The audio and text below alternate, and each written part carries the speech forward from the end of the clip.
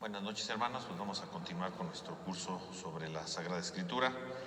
La vez pasada dimos una pequeña introducción sobre lo que era la Sagrada Escritura y después de dar la pequeña introducción veíamos ya lo que era el Pentateuco, ¿no? Decíamos que el Pentateuco de entrada que son los 5 libros primeros de la Sagrada Escritura: Génesis, Éxodo, Levítico, Números y Deuteronomio, pues son precisamente los libros de la ley, ¿no? Y decíamos que Pentateuco quería decir 5 rollos, ¿no? Los 5 rollos.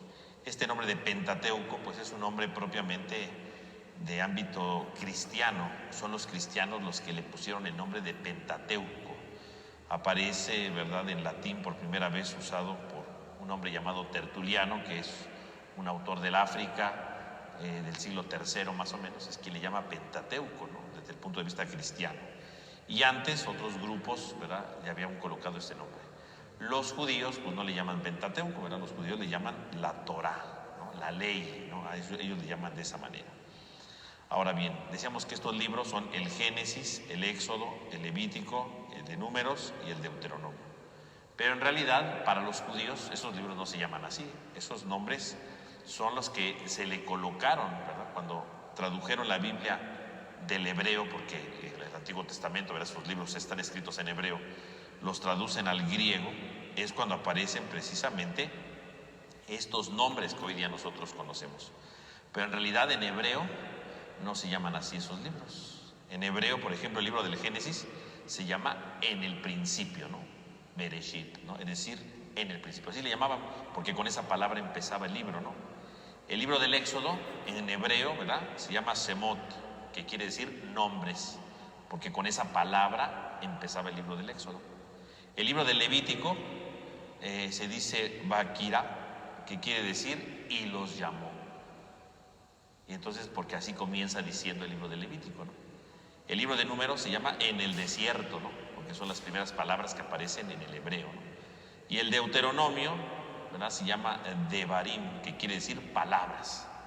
Es decir, que los nombres que nosotros tenemos como Génesis, Éxodo, Levítico, Números, Deuteronomio, que aparecen así en nuestra Biblia, en realidad son nombres que se le atribuyen a partir de que la Biblia la tradujeron en griego.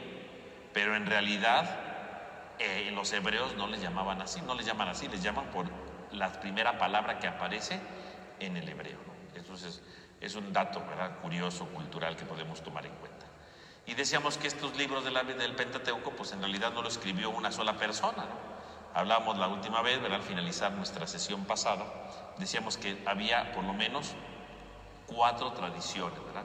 4 tradiciones, que es la llamada yavista, la eloísta, ¿verdad?, yavista, eloísta, deuteronomista y sacerdotal, ¿no? Serían básicamente estas las tradiciones que fueron escribiendo este texto.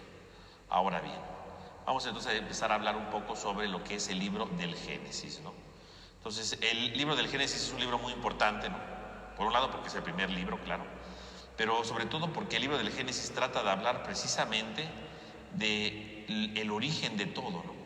Por un lado habla del origen del mundo, pero también habla del origen del pueblo de Israel, cómo comenzó el pueblo de Israel. Entonces, el libro el de Génesis, si bien, ¿verdad?, decimos que es un nombre que le pusieron en griego, pues es un nombre muy apropiado porque justamente Génesis quiere decir orígenes, ¿no?, lo que genera, lo que da origen a algo. Y justamente el libro del Génesis va a narrarnos el origen tanto del mundo, de la creación, del ser humano, como el origen del pueblo de Israel.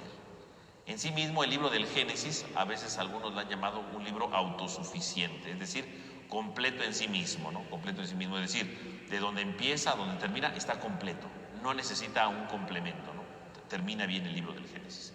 En cambio, el libro del Éxodo, del Levítico, del Deuteronomio, ¿verdad?, están unidos entre sí porque es el mismo tema, ¿no? El hilo conductor es Moisés, de los 4 libros, y entonces no es autosuficiente en sí, sino que va habiendo como continuidad entre los libros. En cambio, el libro del Génesis no. Algunos lo han considerado como una introducción al libro del Éxodo y todo lo que viene por delante, ¿no? Entonces, esto es lo que podríamos decir. ¿Cuál sería el horizonte narrativo del libro del Génesis? Bueno, el horizonte narrativo pues es el acto de la creación, ¿verdad?, que es donde comienza el libro del Génesis, hasta la emigración de los hijos de Jacob a Egipto, que curiosamente fue hoy la primera lectura, ¿no? En este día, ¿no? Entonces es desde el libro de la creación, ¿verdad? Desde la creación hasta la emigración a Egipto. Ese sería el horizonte narrativo, de dónde abarca de la creación del mundo hasta la ida a Egipto, ¿no? De parte de Jacob y sus hijos. ¿Cuál sería el horizonte histórico de este libro? Bueno, pues este libro, ¿verdad?, trata diferentes materiales, ¿verdad? Decíamos que había diferentes fuentes, y entonces entre las diferentes fuentes pues van narrando cosas, ¿verdad?, durante el exilio, antes del exilio. Entonces es un libro que tiene de varios lugares, ¿no? Entonces a veces para entender ciertos pasajes hay que ver en qué tiempo se pudo haber escrito, ¿no? Y entonces, ¿cuál sería la estructura del libro del Génesis? ¿Cuál podría ser la estructura? Entonces vamos a ver. Entonces, fíjense bien, entonces la estructura del libro del Génesis podemos decir que habría dos grandes partes, ¿no? La primera parte, que serían la llamada de los relatos de los orígenes, que serían sobre todo del capítulo 1 hasta el capítulo 11, ¿no? Eso básicamente. Y el segundo gran bloque sería el tema de los patriarcas. El tema de los patriarcas, que sería obviamente desde el capítulo 12 hasta el capítulo 50, ¿no? Hasta el final del libro. Serían los dos grandes bloques. Decíamos hace un momento, el libro del Génesis tiene como horizonte, ¿verdad?, hablarnos de la creación del mundo, que sería este primer bloque, y el origen del pueblo de Israel. ¿Cómo se origina el pueblo de Israel? Con los patriarcas, justamente el segundo bloque. Y entonces el segundo bloque lo podríamos dividir en varias partes, ¿no? Lo podremos dividir en varias partes. Primero, sobre Abraham, ¿no? Abraham. En segundo lugar, ¿verdad?, Jacob.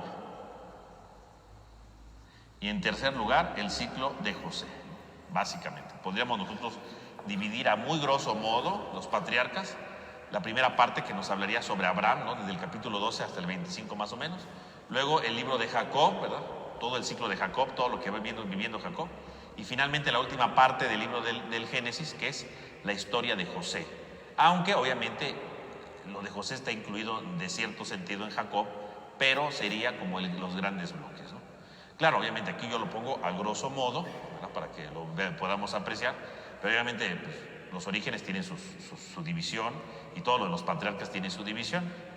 Ahí verán en la descripción del video que tenemos, ahí voy a dejar un enlace donde ustedes van a poder descargar todo el contenido del libro del Génesis, ¿no? Cómo se divide, ¿no?, la división, ¿no?, el esquema de división del libro del Génesis, para que ustedes lo tengan ahí como un apunte, ¿verdad? Entonces usted ahí le pone, lo descarga, y ahí va a venir, ¿verdad?, el apunte general sobre esto, ¿no?, del libro del Génesis, ¿no? Cómo se dividen los episodios de todo el libro del Génesis. Pero a grosso modo, pues es esto, ¿no? Los orígenes, los patriarcas, que se dividen en Abraham, en Jacob y en José, ¿no? Eso sería a muy grosso modo la división del libro del Génesis, cada uno con sus episodios, y ahí en el apunte que les dejo lo van a tener, ¿no?, para que tengan ahí su apunte básico. Muy bien. Entonces eso sería de manera general lo que sería este texto. Entonces vamos a ver, hablemos hoy, ¿verdad?, entonces de la primera parte, que es los orígenes, ¿verdad?, los orígenes, que decíamos, pues nos habla de la creación del mundo, ¿verdad? Son los primeros 11 capítulos del libro del Génesis, ¿no? Y entonces, ¿qué significa que hablemos de los orígenes, ¿no? ¿Qué entendemos nosotros cuando queremos abordar el tema de la Biblia de los orígenes? ¿A qué nos referimos nosotros cuando estamos hablando de los orígenes? Bueno, en primer lugar, al hablar de los orígenes, estamos hablando no simplemente de cómo se creó el mundo, no es eso, ¿no? Porque, bueno, en su tiempo pues sí sería una especie de libro de ciencia, pero no, la ciencia pues tiene su propia parte, ¿no? La ciencia pues buscará sus hipótesis, sus normas, etcétera, ¿no? Pero el libro del Génesis no trata de ser un libro de ciencia. El libro del Génesis trata de ser un libro de fe, que quiere darnos a conocer la voluntad de Dios. Entonces, el relato de la creación, más que hablarnos de cómo se hizo el mundo, más bien quiere decirnos de quién es el mundo y quién es el hombre a la luz de Dios, ¿no? Eso es lo importante, ¿no? Porque si vamos a pelearnos, no, que si la Biblia dice que si el hombre lo crearon de aquí, de un poco de barro, ¿no?, y que le sopló Dios, y la ciencia no, que si de un mono, y que quién sabe qué, bueno, son hipótesis de la ciencia, ¿no? Y la Biblia no es para debatir eso, porque la Biblia no se escribió para eso.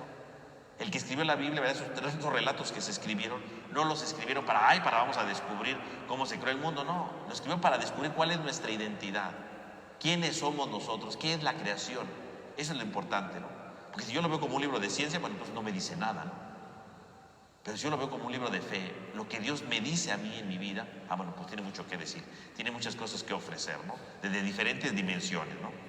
Entonces, cuando hablamos de los orígenes, pues en primer lugar referiríamos a que los relatos de los orígenes nos aportan un dato original. ¿Qué quiere decir un dato original?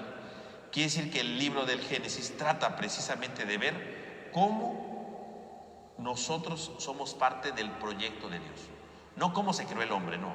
Cómo nos ha creado Dios como parte de su proyecto. Yo soy parte del proyecto de Dios. Yo soy parte de la historia de Dios. Yo soy parte de la identidad que Dios me da. Así que yo parto de Dios. Entonces yo leo los relatos de los orígenes, ¿para qué?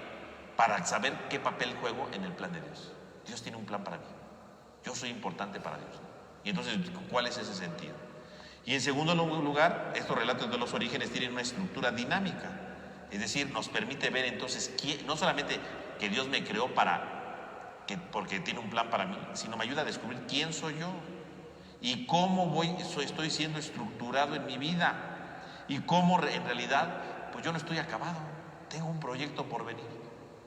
Y entonces en el fondo el texto lo que nos hace ver es que el hombre no es alguien acabado, no es que Dios me creó y ya no hay nada más, no, el hombre es alguien inacabado, ¿verdad? El hombre es un proyecto que siempre tiende a realizarse, que siempre tiende a complementarse, que siempre tiende a transformarse. No está acabado, siempre hay algo más, siempre hay algo nuevo, siempre hay algo distinto, ¿no? El hombre se tiene que ir construyendo a sí mismo, no está acabado, ¿no? El hombre siempre tiene algo que aprender, algo que decir, y a la luz de Dios tendrá algo nuevo siempre que descubrir. Así que los relatos de los orígenes entonces no nos sirven como un libro de ciencia, más bien nos va a decir algo muy importante: quiénes somos nosotros y qué papel jugamos delante de Dios, para ir descubriendo, ¿verdad?, cuál es el plan que Dios tiene para nosotros. Eso es lo importante. Y entonces cuando hablamos de los orígenes, ¿verdad?, de la creación, decíamos la vez pasada que existen dos relatos de la creación. Uno que aparece en el capítulo 1, ¿verdad?, hasta el principio del capítulo 2, y otro relato de la creación que está en el capítulo 2 en general, ¿no? Desde el versículo 5, ¿verdad?, aparece ya todo ese relato de la creación. Hay dos relatos de la creación, dos relatos, ¿no? ¿Y por qué hay dos relatos? Decíamos la vez pasada, pues porque el libro del Génesis tiene diferentes autores, ¿no? Entonces el primer capítulo es fruto de un autor, y el capítulo 2 es fruto de otro autor. Así que son dos relatos, porque son dos autores de dos épocas distintas, ¿no? El primer capítulo es de la época del destierro de Babilonia, cuando el pueblo de Israel se fue a Babilonia, estaba ahí cautivo en Babilonia, había perdido todo, su templo, había perdido en cierto sentido su identidad, porque los habían sacado de su país, las promesas habían ido a la borda, ¿no? Ahí estaban perdidos, ¿no? Por lo tanto, el primer relato nos habla precisamente de este fracaso aparente del pueblo de Israel, porque estaban desterrados. Ahí es donde se escribe el primer relato de la creación. En cambio, el segundo relato es mucho más antiguo, ¿no? Estamos hablando del siglo décimo antes de Cristo, ¿no? Y entonces es la época, ¿verdad?, del reinado de Salomón. Algunos lo sitúan en ese tiempo, ¿no? Y es entonces otro tiempo, otra realidad. Es un relato más primitivo, ¿verdad? Es más sencillo, pero con una gran profundidad. Son dos relatos con dos contextos distintos, ¿no? Entonces, a grosso modo, ¿verdad?, porque no vamos a analizar aquí todo dato por dato, porque si no nunca acabamos, ¿verdad? Entonces, ¿qué diría el primer relato de la creación? Bueno, el primer relato de la creación, ¿verdad?, si ustedes lo van viendo poco a poco, ¿verdad?, si ustedes lo van viendo poco a poco, dice el libro del Génesis, ¿no?, desde el inicio, ¿no?, en el versículo 2, ¿no?, dice el libro del Génesis. Dice: la tierra era caos y confusión, y la oscuridad por encima del abismo, y el Espíritu de Dios aleteaba encima de las aguas. Entonces, ¿de dónde viene la creación? ¿Qué dice el libro del Génesis sobre la creación? Dice que todo era caos y confusión, que es una manera para decir la nada, ¿no? Todo es caos y confusión, significa la nada. No hay nada en este mundo, ¿no? Eso significa caos y confusión, la nada. Caos, ¿qué significa? Desorden, ¿no? Desorden. Caos significa falta de armonía, ¿no? Que hay un desorden total, ¿no? Que hay falta de vida. Eso significa el caos, ¿no? Cuando todo está en desorden y yo no lo entiendo, no tiene forma, ¿no? No hay vida porque es un caos, ¿no? Y confusión significa la incapacidad para poder conocer algo, ¿no? La incapacidad para adentrarse en algo, la incapacidad para profundizar en algo. Eso quiere decir la confusión. Entonces, cuando dice caos y confusión, es algo que está totalmente desordenado, que no da vida, que no está lleno de vida, y que yo soy incapaz de conocerlo, que yo soy incapaz de penetrar en ello, ¿no? Eso significa caos y confusión. Entonces, cuando hay caos y confusión, pues significa que no hay nada, ¿no? Que todo está perdido, ¿no? A eso se refiere el caos y la confusión, ¿no? Todo está perdido. Pero curiosamente en ese caos y en esa confusión, dice, el Espíritu de Dios aleteaba sobre las aguas. Entonces da a entender que todo es un caos y una confusión como un océano inmenso. Y en medio de ese océano Dios va aleteando, ¿verdad? Haciendo a un lado esas aguas de caos, haciendo a un lado la confusión. Y así es como comienza la creación, cuando Dios interviene en el caos y la confusión para crear el mundo. Entonces, desde un punto de vista diríamos, de la nada Dios crea todo, ¿no? Eso sería la primera interpretación básica, ¿no? ¿De dónde viene la creación? De la nada. No es que existía algo, ¿no? Del libro del Génesis está diciendo, de la nada Dios va a crear todo. Eso es lo que está diciendo. Pero al mismo tiempo nos puede dar una lectura espiritual muy importante, ¿no? Porque si este texto de la creación se escribió en la época del destierro, ¿verdad? Cuando vivían ahí en Babilonia, el pueblo de Israel que estaba ahí, ¿verdad? Cautivo en Babilonia, decíamos, sin su tierra, sin sus privilegios, sin su templo, todo se había venido para abajo. Imagínense, vivían en caos y confusión.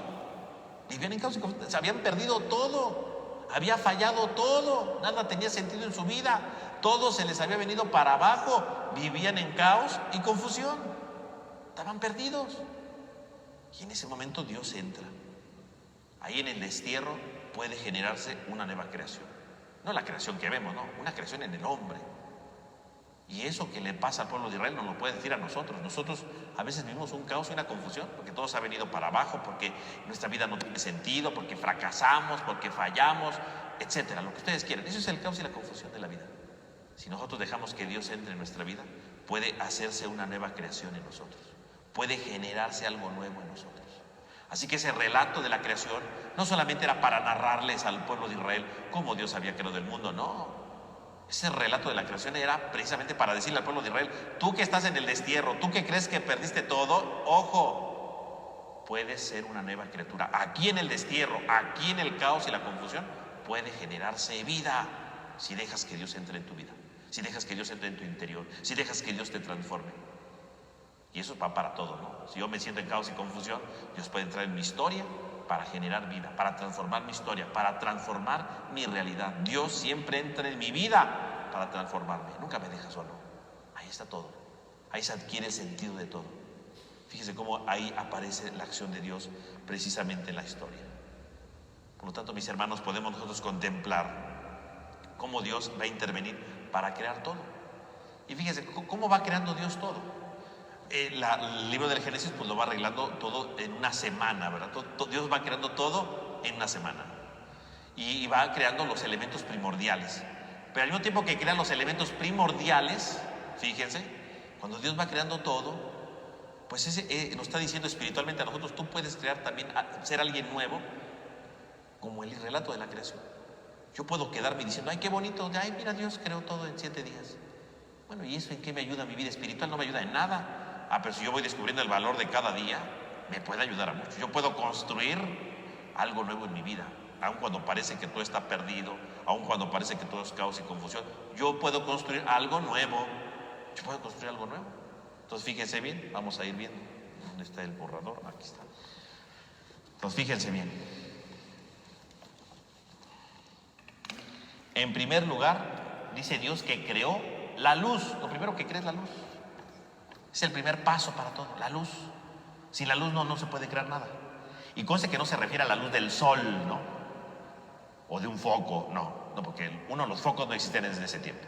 Y dos, el sol va a ser creado hasta el 4.º día. Entonces, no está hablando de esa luz. Está hablando de otro tipo de luz. Una luz que viene de Dios. Y la luz significa en la Biblia entonces la capacidad de entender las cosas, ¿verdad? Es un signo de entendimiento. Entendimiento. Es un signo de entendimiento. Es decir, la luz significa tener la capacidad para entender, la capacidad para comprender las cosas. Lo primero que tengo que hacer cuando yo me siento en caos y confusión es que Dios me dé su luz para entender las cosas, para entender en dónde estoy parado, para entender hacia dónde debo de caminar, qué cosas debo de evitar, qué cosas tengo que no hacer. Lo primero que tengo que hacer es la luz. No se puede crear nada si no hay luz, ¿no? Bonito Dios creando árboles y animales, pues si todo está oscuro, no.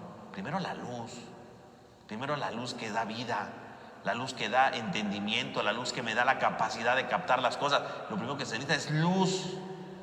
Y entonces sí, la luz me da la capacidad de entender. Tú quieres ser una nueva criatura, te sientes fracasado, te sientes deprimido, te sientes oprimido, pues pídele a Dios la luz, lo primero que necesitas para entender tu vida, en dónde estás parado. Estoy parado en mi fracaso, bueno, pues sí, ¿por qué fue tu fracaso? Entender tu fracaso, ¿no?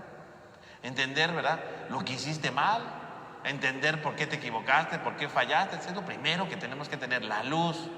Si no hay luz, nunca vas a construirte, ¿no? Mucha gente vive siempre tristes, deprimidas, pesimistas, porque no ven su realidad, no ven su pequeñez, no se entienden a sí mismos. Primero es la luz, ¿en dónde estoy parado? Y entonces sí, dice, en el segundo día Dios creó el firmamento. ¿Y qué es el firmamento? ¿Qué quiere decir firmamento? Según la Biblia, ¿verdad?, según el relato, lo que estábamos diciendo ahorita, todo está lleno de agua, ¿no? Esa es la idea que tiene la Biblia, ¿no? Todo está lleno de agua, ¿no? Todo tiene agua, ¿no? Por eso dice que el espíritu aleteaba entre el agua, o sea, significa que el espíritu aquí andaba aleteando, ¿no?, entre las aguas y las estaba haciendo a un lado. ¿Qué significa el firmamento? El firmamento significa que las aguas las separa, ¿no? Las separa. Y el firmamento significa que entonces es como si le pusiera una barrera para que ya no pase el agua, para que las aguas no se hundan, ¿no? No se unan, perdón. Y entonces significa que hace como una especie de así como de campana, ¿no? Y todo esto está lleno de agua, pero ya hay un espacio, ¿no? Aquí hay un vacío. Y aquí están las aguas del mar y toda la cosa, ¿no? Aquí están todas las aguas del mar. Pero ya hay un vacío. Significa que Dios hace el firmamento, ¿verdad?, separa las aguas y les pone un límite, ¿no? Para que las aguas, para que haya un espacio. Y en este espacio es donde se va a dar la creación. Porque si las aguas están juntas, pues ¿quién va a crear algo en pura agua? Pues no. Solamente cuando las aguas se separan, es entonces sí cuando ahí empieza la nueva creación. Ahí empieza la nueva vida. Ahí empieza el nuevo proyecto que viene de Dios. Ahí va a empezar. Cuando empiezo a separar todo lo negativo. Cuando empiezo a hacer a un lado lo malo, cuando empiezo a hacer a un lado lo que no vale la pena, ahí es cuando empieza la creación. Si todo el día estoy de pesimista, ay, no valgo nada. Ay, si no hubiera hecho esto. Ay, si no hubiera hecho... bueno, olvídalo, tú no estás separando nada. Tú quieres vivir sumergido en tu miseria. Bueno, entonces jamás va a haber una creación nueva en ti. Pero si yo empiezo a separar y decir, a ver, esto no está bien. A ver, no, ya basta, no soy un fracasado, he tenido éxitos, he hecho... bueno, empiezo a separar. Bueno, estoy creando un espacio para la creación. Y entonces sí, viene el tercer día y entonces se empieza a formar la tierra y las plantas. Empiezan a crecer las tierras y las plantas. Empieza a surgir ya la vida, ¿no? Empieza ya a haber un lugar donde pararme, ¿no? Porque ahí en pura agua no sirve. Pero si en medio de las aguas surge la tierra, ¿no? Aquí surge la tierra, ¿no? Aquí ya me puedo parar, ¿no? Aquí ya puedo pararme, ya puedo caminar, ya puedo construir algo nuevo. Empiezo a tener ya un espacio para construir algo nuevo. Entonces sí, la creación empieza a crecer, ¿no? La creación empieza a transformarse profundamente, ¿no? La creación empieza a tener un sentido en la vida, porque ya hay un lugar donde yo me puedo parar, donde yo puedo transformar mi vida, ¿no? Lo seco, ¿no? Y luego viene el cuarto día que dice que son los astros, ¿no? El cuarto día dice que son los astros. Bueno, aquí borramos al hombre porque todavía no lo creo, ¿no? Los astros. ¿Y qué son los astros? Pues me faltó un R ahí. Los astros. Los astros dice que los creó ¿para qué? Para que rigieran el día y la noche y las fiestas, ¿verdad? Los tiempos especiales. Porque obviamente los judíos ¿verdad? Tenían sus fiestas especiales y generalmente lo regía el movimiento de la luna, ¿no? La luna regía ciertas cosas desde la antigüedad, ¿no? Y entonces los astros no son dioses, porque otras culturas, incluso la cultura babilónica, ¿verdad?, tenía la idea de que los astros eran una especie de dioses, así como hoy día, ¿verdad?, de manera muy chafa, pero parecido, ¿no? Cuando la gente dice, ay, mi horóscopo, ¿verdad?, y voy a ver qué me dicen las estrellas, ¿no? A ver, esas payasadas ya existen desde aquellos tiempos, ¿no? Y entonces ellos veían las estrellas y los astros como algo poderoso, que influían. Y fíjese qué curioso, el cuarto día apenas aparecen los astros. O sea que si ya existe una separación, existe una tierra, existen plantas, no es por los astros. El que está dando la vida es Dios. Dios es el dueño de todo. Las plantas no crecen por el sol, según el libro del Génesis, ¿no? Crecen porque Dios les da el poder de dar la vida. Dependen de Dios, no del sol. Los astros, por lo tanto, ¿para qué existen? Para regir el día y la noche, para poner orden en el tiempo y para poner orden en las fiestas sagradas. Por lo tanto, los astros sirven para tener orden en lo sagrado, para encontrarme con Dios. Quiere decir que entonces, si yo creo un espacio para la creación, ¿qué lugar va a ocupar Dios en mi vida? Ese es el cuarto paso. Entonces yo tengo un caos y una confusión en mi vida. Bueno, primero que nada, la luz, en dónde estoy parado, el firmamento, separar lo negativo, ¿verdad?, y crear un espacio vacío. Luego que surja la tierra, donde yo puedo caminar, donde yo voy a empezar a construir algo. Y luego los astros, el papel que Dios empieza a jugar en esta nueva creación. Porque Dios debe de jugar un papel, ¿no? Ahí empieza, ¿no?, el cuarto día. Y entonces sí, viene el quinto día, ¿verdad? El quinto día, voy a borrar esto aquí, firmamento. Y entonces el quinto día dice que aparecen los animales. Ahí usted lee de tarea el relato del capítulo 1, ¿no? Porque aquí lo digo de memoria, si no nunca acabamos. Entonces dice que crean los animales del cielo, verá, las aves y los monstruos del mar, ¿no? Empieza a surgir la vida. Ya empieza a surgir la vida de los animales. Entonces en el quinto día empieza a surgir la vida de animales. Hay una vida. Y bueno, por un lado sí nos está diciendo el Génesis que, bueno, aparecen los animales, ¿no? En un momento de la creación aparecen los animales, claro, ¿no? Pero también en otro momento de la vida, en otro momento de nuestra nueva creación personal, espiritualmente hablando, surge la vida, surgen las oportunidades, ¿verdad?, ahí representado por los animales. Surgen muchas cosas en nuestro entorno, ¿no?, que nos ayudan, que nos transforman, la vida empieza a surgir. Cuando Dios entra en la vida, en nuestra existencia, más bien dicho, la vida aparece. Y por supuesto, entonces llegamos al sexto día, ¿no?, en donde se crea el hombre. Aquí ya aparece el hombre, ¿no?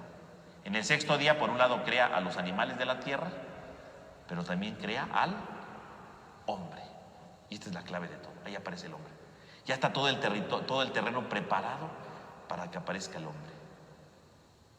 Y en una creación personal, primero tengo que ver el firmamento, ¿verdad?, la tierra, los astros, la vida, y ya al final es el hombre. ¿Por qué el hombre?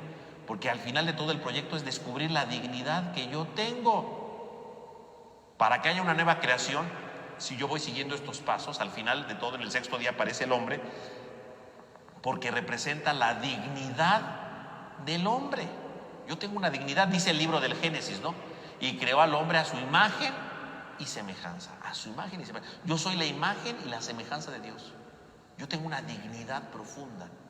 Es la meta de la historia, es la cumbre de la creación. El ser humano es la cumbre de la creación. Y Dios le encarga toda la creación, se la encarga al hombre. Por un lado nos está diciendo el gran valor que tiene el ser humano para Dios. El hombre no es un esclavo de Dios. El hombre no es una mascota de Dios. No, el hombre es un ser digno, que es su imagen y semejanza. El que ve al hombre ve a Dios. El hombre es el representante de Dios en la creación. Y tendría que cuidar la creación como en nombre de Dios. La está cuidando en nombre de Dios, ¿no? Debería, ¿verdad? A veces no la cuidamos como deberíamos, pero el ser humano está para cuidar la creación, para darle sentido a la creación, para darle valor a la creación. Ahí está el hombre con toda su dignidad, dándole todo el sentido a la vida, a la creación. Ahí está con toda su dignidad. Y si seguimos este proceso, entonces en el sexto día, ¿qué significa? Que es que descubro mi dignidad y mi caos y mi confusión se queda atrás, porque yo soy valioso. No importa lo que haya vivido, no importa lo que haya sufrido, no importa lo que haya fracasado. Yo tengo un valor a los ojos de Dios, tengo una dignidad y nadie me la va a quitar. El hombre que es imagen y semejanza. Fíjense, lo podemos aplicar a un ejemplo sencillo para que quede más o menos claro, ¿no? Pensemos en caos y confusión cuando muere un ser querido, ¿no? Un familiar, ¿no? Se muere un familiar. Y cuando muere un familiar, pues es un caos y una confusión, ¿no? Porque perdemos un ser querido, perdemos a alguien que amamos, ¿verdad? Y a lo mejor es alguien con el que he convivido tanto tiempo, ¿verdad? Mis papás, yo qué sé, ¿no? Alguien que es importante para mí. Es un caos y una confusión. Y yo puedo quedarme sumergido en el caos y la confusión, o yo puedo salir de ella. ¿Cuál sería el primer paso? La luz. ¿En dónde estoy parado? ¿En dónde está? ¿Cuál es mi realidad? Mi realidad es que perdí a esta persona que amo. Bueno, esa es mi realidad. Y tengo que empezar a aceptar, esta persona que yo amo ya no está conmigo. Pero aparte de esta persona tengo otras cosas por delante, ¿no? Porque mejor ya perdí estas personas que yo amo, esta persona que yo amo, pero tengo otras personas que me aman. No perdí a todos, ¿no? Tengo otras cosas que tengo que valorar, tengo otras cosas que apreciar, tengo otras cosas que amar, que querer. Tengo otras realidades que son importantes. La luz me ayuda a comprender mi realidad. Y entonces el segundo paso es el firmamento, ¿verdad? Separar, a ver, tengo que empezar a quitar esos sentimientos de resentimientos, esos sentimientos de impotencia, esos sentimientos de tristezas, porque mi vida no puede estar llena de tristeza siempre, ¿no? Hay que separarla, hay que separarla. Y entonces cuando yo empiezo a separar, empieza tercer paso, a salir la tierra, ¿no? A donde voy a seguir adelante, donde tengo que seguir caminando. Porque cuando alguien dice, llevo un año de luto, ¿verdad? Y sigo llorando todos los días, pues quiere decir que no hay tierra en su vida, ¿no? No hay dónde caminar. Se quedó sumergida en sus lágrimas, ¿verdad? En su agua caótica y nunca no quiere salir de ahí, ¿no? Pero cuando yo empiezo a separar y decir, no, pues tengo por delante muchas cosas, empieza a salir la tierra donde yo voy a hacer ese camino. Y entonces el cuarto paso es los astros, descubrir que Dios está en mi vida, descubrir que hay signos con los que Dios me está hablando, ¿no? Con los que Dios se va haciendo presente. Porque por ejemplo cuando muere un ser querido, a veces culpamos a Dios, ¿no? Y decimos, Dios se lo llevó, ¿verdad? Y hay gente resentida con Dios, ¿no? Hay gente que nunca más vuelve a venir a la iglesia porque dice, Dios se le llevó a mi mamá, ¿no? Dios se llevó a fulano, ¿no? Resentido toda la vida, ¿no? Bueno, cuando uno empieza a crear, tendrá entonces también que empezar a ver y qué papel juega Dios en mi vida. Y empezar a comprender que Dios no se la llevó. Es parte de la vida, es parte de la historia, parte de su misión, se acabó, ¿no? Descubrir a Dios en su vida. Y entonces sí, el siguiente paso, cuando empiezo a descubrir a Dios en mi vida, empiezo a descubrir el valor de la vida, a descubrir que la vida tiene sentido, a descubrir que sí, aunque ya no tengo este ser querido, que lo amo, que lo extraño, etcétera, etcétera, pero mi vida tiene sentido. Empiezo a ver la vida que hay a mi alrededor y de la serie de oportunidades que tengo por delante. Y entonces sí, el último gran paso sería la creación del hombre, la creación del hombre. Es decir, que yo soy imagen y semejanza, que yo tengo dignidad. Y no porque perdí un ser querido significa que yo me rebaje a pensar que mi vida ya no vale la pena, a pensar que ya no puedo hacer nada en mi vida, que todo está perdido. Al contrario, puedo hacer grandes cosas, porque yo soy valioso, soy la imagen y la semejanza de Dios. Yo tengo valor, yo tengo sentido en mi vida. Y entonces sí, tiendo a seguir construyendo mi vida, construyendo mi historia y querer encontrarme con Dios, ¿no? Y ahí entonces esta búsqueda de Dios está en el séptimo día, ¿verdad? Porque el séptimo día habla del sábado, ¿verdad? El sábado, que es el descanso para los judíos, el séptimo día, el sábado. Y entonces esa es la búsqueda de Dios. Yo tengo un grande valor, tengo que seguir adelante con mi vida, tengo que seguirla construyendo y tengo que buscar a Dios. Punto.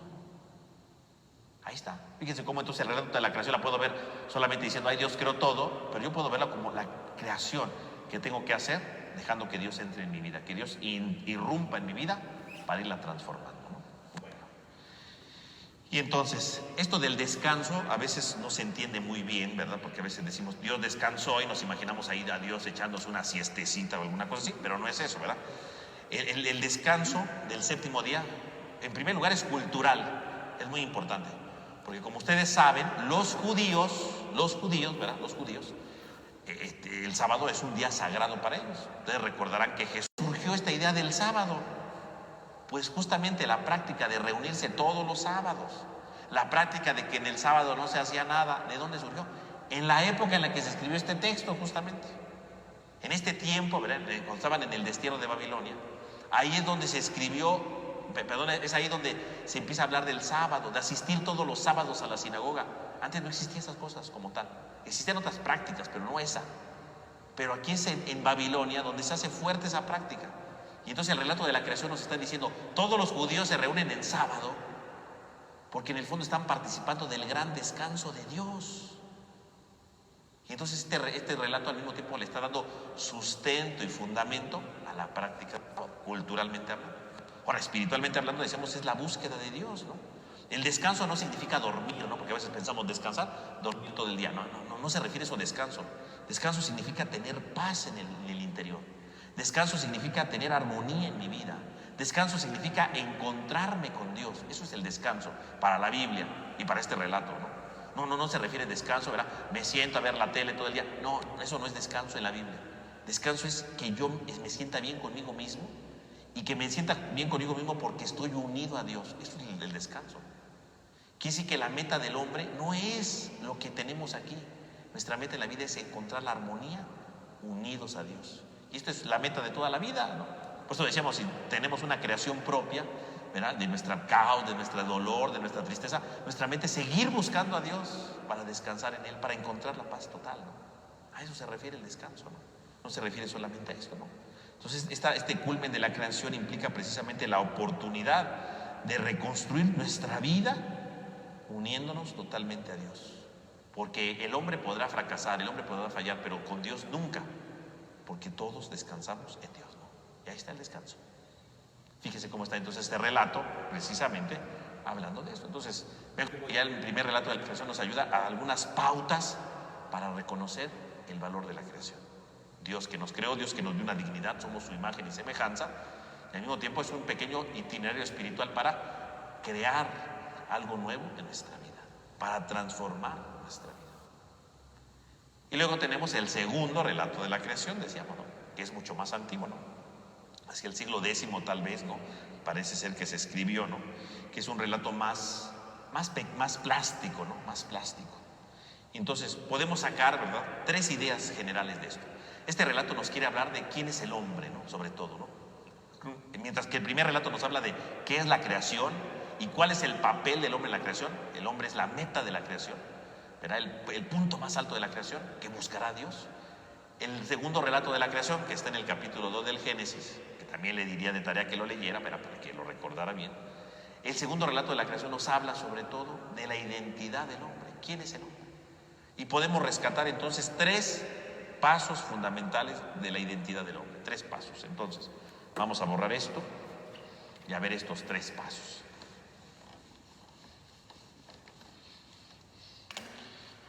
Entonces, en primer lugar nos habla del ser del hombre, ¿no? El ser del hombre. El ser del hombre. En segundo lugar nos va a hablar del hombre en cuanto que es comunidad. Y por supuesto, de los límites que tiene el hombre. De los límites, pero no límites en el sentido negativo de la palabra, ¿no? Límite de algo que no puedes hacer. Límite en cuanto a la identidad. ¿Quién soy y quién no soy? Esos son los 3 puntos que podemos rescatar. ¿Cuál es el primer paso? El ser del hombre. Dice el libro del Génesis, ¿no? En el capítulo 2, versículo 7. Dios formó al hombre del polvo de la tierra, ¿verdad? Lo fue modelando y luego dice que le insufló en sus narices el aliento de vida. Lo modeló. Y entonces es muy importante. Entonces, ¿quién es el hombre? El hombre es aquel que está formado del polvo de la tierra y de el aliento divino, porque dice que le insufló el aliento divino, ¿no? Fíjese, polvo de la tierra, aliento divino. Entonces, ¿quién es el hombre? ¿Cómo creó Dios al hombre? Con el polvo y con el aliento, punto. Y esto, más que hablarnos de los materiales que Dios usó para construirnos, nos está diciendo quiénes somos nosotros. Nosotros somos polvo y somos aliento. Somos esas 2 realidades indivisibles. Un ser vivo tiene un equilibrio entre el polvo y el aliento. Ese es el ser vivo. Siempre va a ser el ser vivo equilibrio entre el polvo y el aliento. Siempre, siempre. ¿Qué es el polvo? Pues el polvo se refiere, ¿verdad? Y polvo no se refiere a la tierra, no. El polvo se refiere a lo más finito, así como cuando empezó de nuevo a empolvarse, ¿no? Una cosa insignificante. Esa es la palabra polvo, ¿no? O sea, lo más insignificante que existe, ¿no? Lo más precario que existe, ese es el polvo. Ahí está el polvo, ¿no? Lo más insignificante, lo más precario que puede existir. El hombre está formado de ese polvo.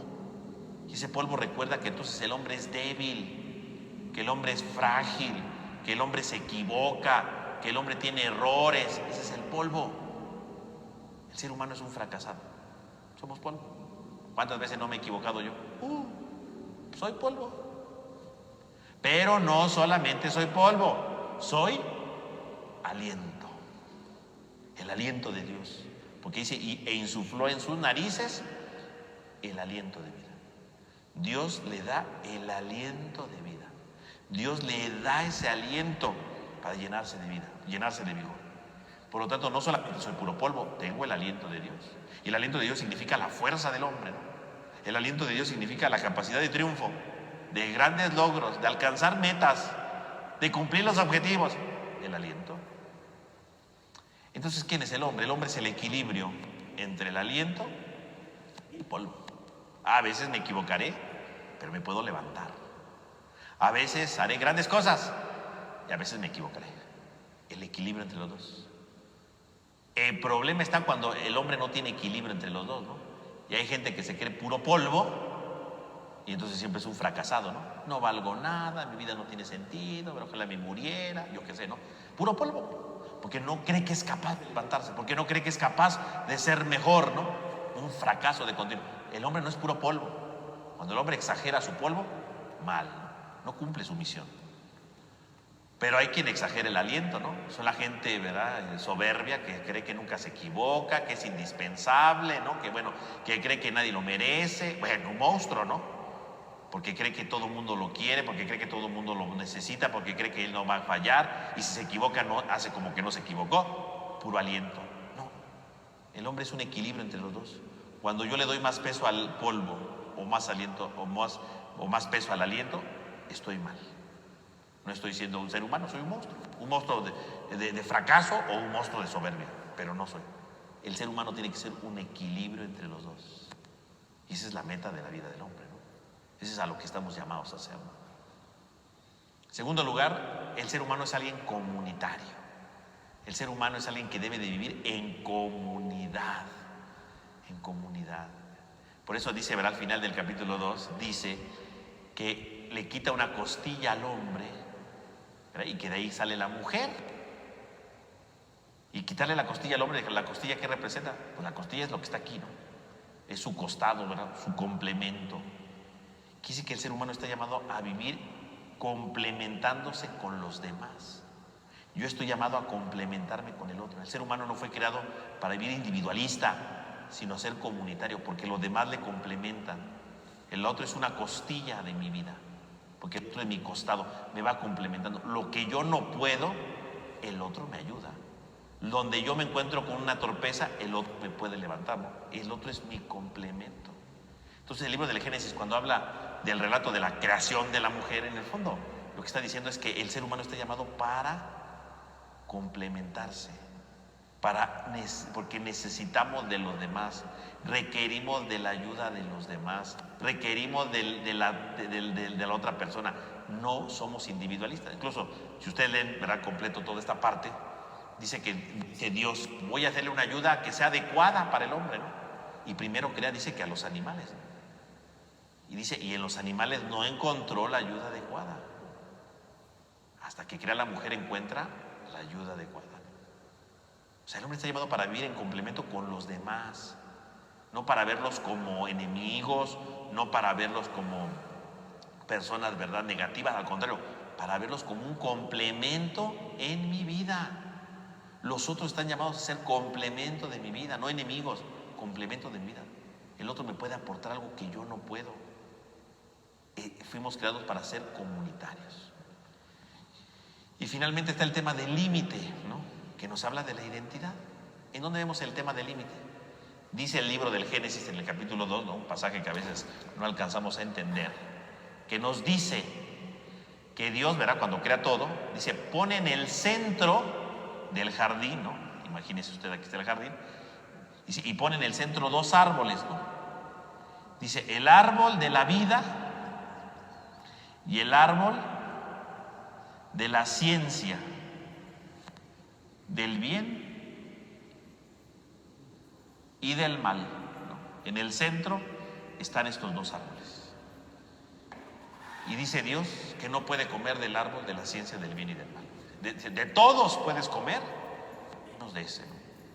Y ahí aparece el tema del límite, porque Dios lo limita al hombre, ¿no? Y le dice, tú no puedes comer de ese árbol, tú no puedes comer de ese árbol. Y entonces ahí viene entonces el problema del límite, ¿no? Y muchos podríamos ver ese límite, ¿verdad? Lo interpretan algunos autores, ¿verdad?